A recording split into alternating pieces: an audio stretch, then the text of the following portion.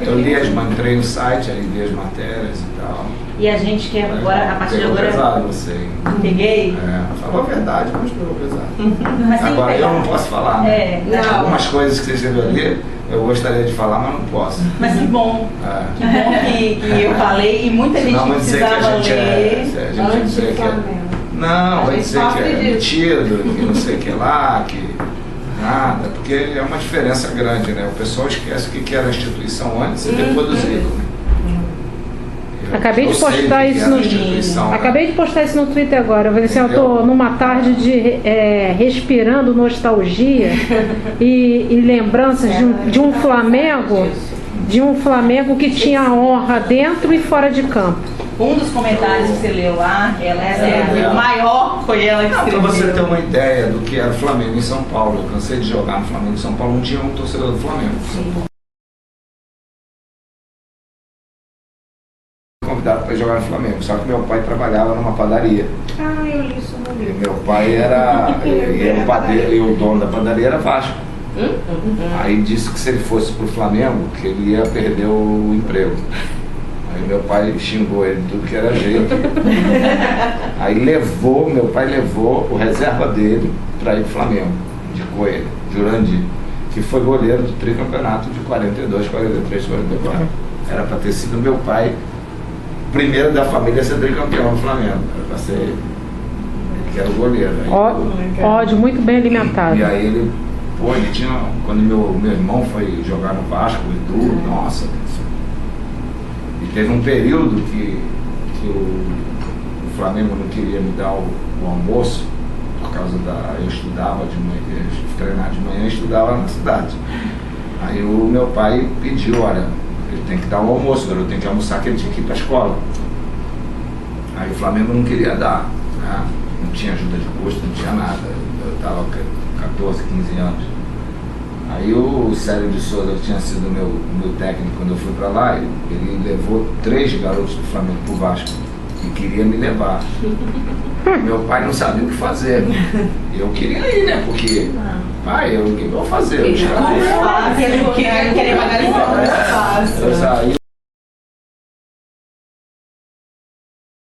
eu sou muito grato. Foi ele que, na época, sem eu saber, pagou meu salário, pagava minha refeição. Ele é que me segurou dentro do Flamengo. Então, o Elau do Santo, não é? Jorge Elau. Mas é uma questão de visão isso. O Jorge Elau já faleceu ou não? Ele é vivo? Não. Ele é vivo? Ele é vivo. Você olha a criança, até o CT, você tiver visão, como o Ronaldo. O Ronaldo não ficou no Flamengo porque o Flamengo não queria pagar passagem do menino. Você vê a criança quando é diferenciada. Você vê a criança. O Cantarelli aprovou ele. O Cantarelli era o que fazia a peneira, estava lá. Aí quando ele foi treinar lá, o Cantarelli levou lá pra cima o nome dele, os caras tudo tá aprovado, bom. Você viu o teste do Ronaldo? Aí eles lá tinham que pagar passagem e tal, e o Flamengo perdeu o Ronaldo assim, por causa da passagem. E tem essas coisas aí tá dentro do futuro, você história e tal, os caras vão dizer, não, porque o Flamengo deu tudo ao Zico, entendeu? Deu tudo, tem essas coisas, né? E aí quem vivenciou a época, né? Que hoje, depois que você já é quem você é, todo mundo diz, não, pô, Flamengo e tal. As costas lá. Aqui tinha até uma pergunta que a gente ia fazer. Que disse que o Zico enriqueceu no Flamengo. Nem a minha casa eu tinha quando eu fui. Só comprei a minha casa depois que eu fui para Itália, quando eu fui vendido. Que aí eu ganhei dinheiro, mas o Flamengo ganhou dinheiro também. Ganhei muito. Se sumiu depois, não sei. Ganhou muito. Você leva para sua vida de técnico, tanto do empresário, do homem de visão de negócios, quanto do jogador? Não leva muita coisa não. Do empresário eu não levo praticamente nada para lá. Eu acho que do jogador você ainda leva aquela coisa de visão de algumas coisas que acontecem, que você, por ter vivenciado aquilo, você resolve às vezes com mais facilidade. Mas comandar é totalmente diferente. Eu, por exemplo, experiências que eu tive dirigindo time de crianças do nova geração me deram muito mais base do que dirigir, do que tempo que eu passei com o jogador. Eu acho que lá no Kashima, a questão de estar observando, estar do lado do treinador, vivenciar as coisas que acontecem, então isso é que te dá mais. A questão de você sair de jogador para técnico é só aquela coisa do olho clínico, que às vezes a gente vê algumas coisas que muita gente que passa desapercebido pela maioria, e a gente já sabe, aí você vai falar com o jogador, ele não vai te enganar, né?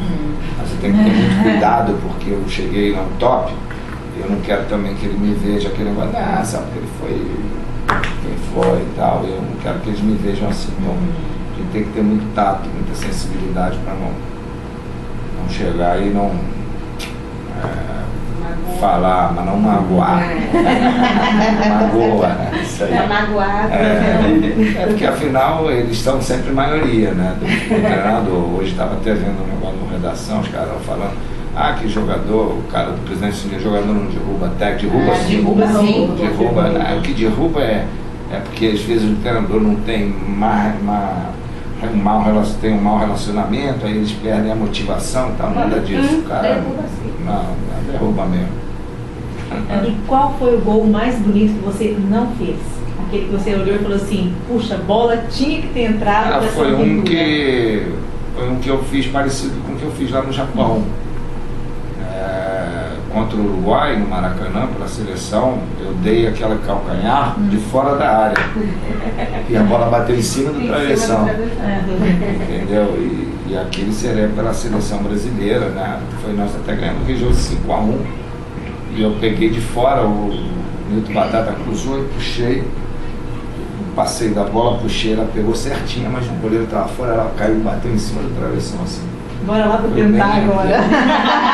Vamos pro campinho tentar agora. Mas lá no treino, quando eu fiz o do Kashima, eu treinei isso. Coincidência que eu estava fazendo um vídeo de coisa de fundamentos e tal, e estava fazendo algumas jogadas de criativa, de letra, de calcanhar, bicicleta. E eu fiz, eu já tinha feito isso no treino. E no jogo apareceu a coincidência e eu fiz.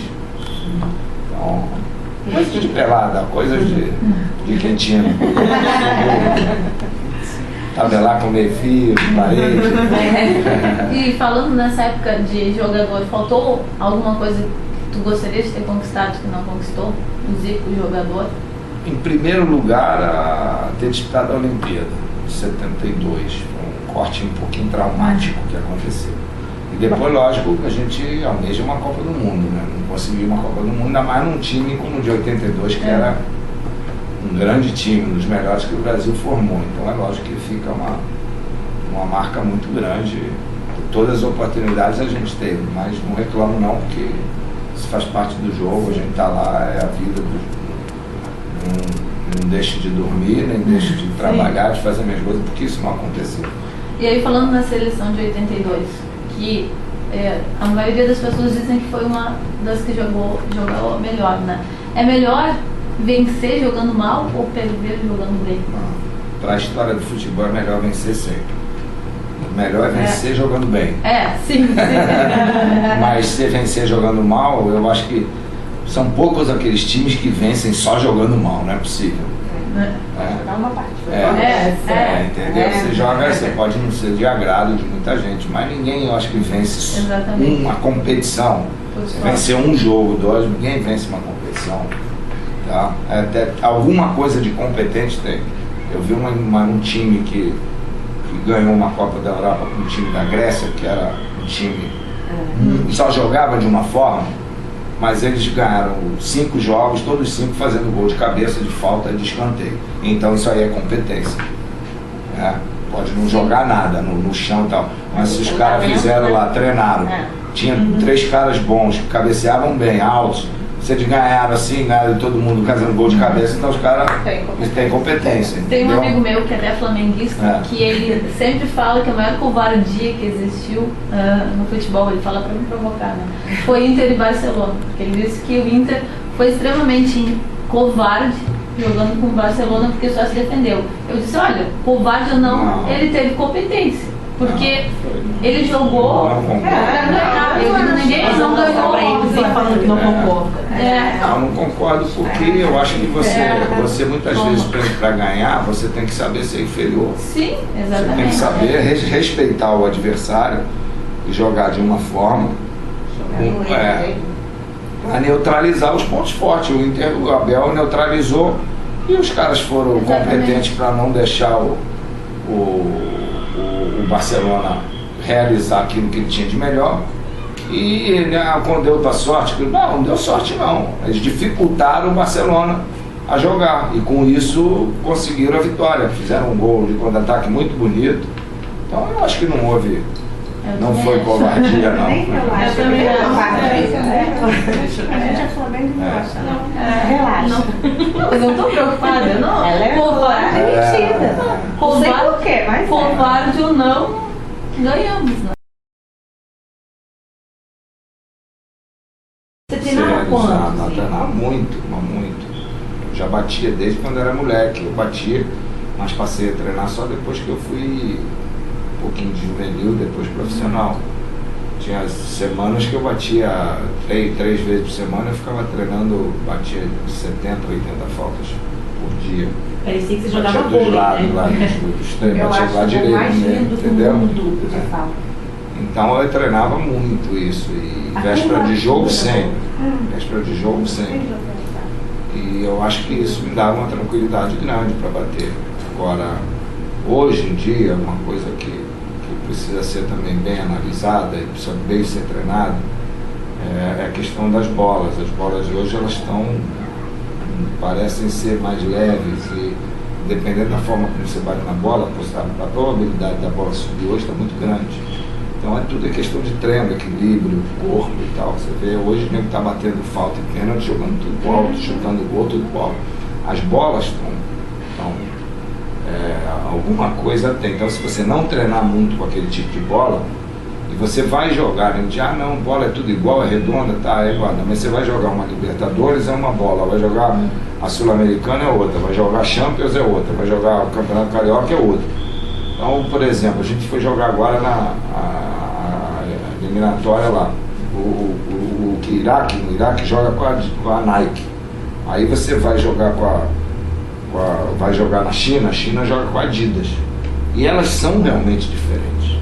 E você precisa ter, então é obrigado, cada federação tem que dar 10 bolas 3 dias antes do jogo para todo mundo treinar. Mas é muito pouco tempo. Lá no Fenerbahçe eu treinava uma semana inteira, quando tinha jogo de Champions. Agora, você tem um jogo domingo, outro quarta, como é que você vai treinar? Entendeu? Então, às vezes é meio complicado, e o patrocinador, na época da Champions, como é que o cara patrocina uma bola, você está treinando com a outra? Ele não quer saber, não. Então ele te obriga a treinar, que quando é no da Champions. Então, isso também atrapalha um pouco. As bolas hoje estão com alguma coisa um pouco diferente. Então, se você não treinar muito, você acaba isolando mesmo as bolas. Eu vejo isso porque a gente que não treina, de vez em quando vai jogar algumas peladas aí, pega essa bola e também sofre um pouquinho. E até você acostumar. E a questão dos camisas 10, eu acho que é mais em função das categorias de base, que hoje estão privilegiando mais a parte tática, os caras mais altos, do que propriamente aquele cara que joga bola. Eu acho que hoje eu tenho muita dificuldade de passar num teste de qualquer time. Então, conforme eu era pequenininho, eu não ia deixar. Eu na época era irmão e tal. Aí eu deixava fazer.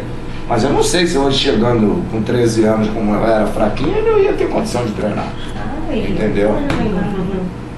Mas às vezes é da filosofia, tem clubes que hoje que não admite. Olha, o cara maior, exatamente. Tem isso, tem grande